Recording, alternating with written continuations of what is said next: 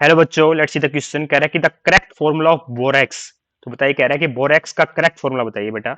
तो देखिए, बोरेक्स क्या होता है बेटा? सोडियम टेट्राबोरेट होता है ना।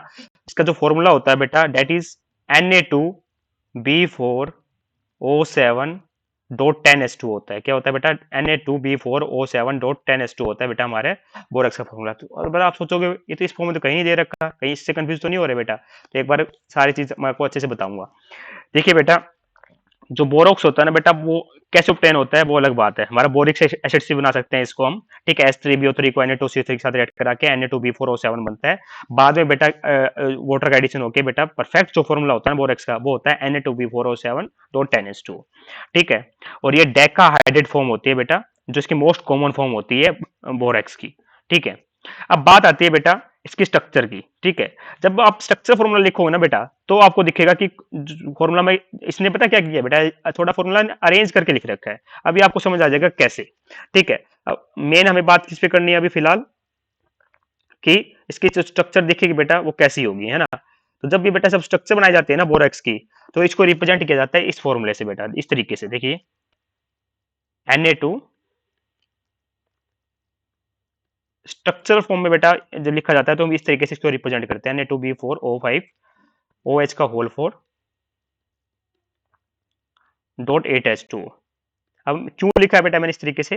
जब मैं आपको स्ट्रक्चर बनाऊंगा तो आपको सारी कहानी समझ आ रही होगी। तो जो स्ट्रक्चर बनाते हैं बेटा इसकी, तो जो Na2 बार है बेटा, ये कॉम्प्लेक्स है ना एक टाइप का वैसे तो।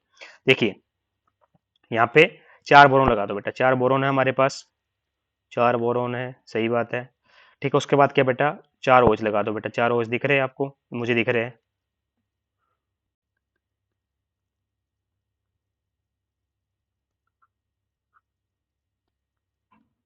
अब देखिए बेटा, चार ओच हो गया। अब बच गए मेरे पास पांच ऑक्सीजन ना।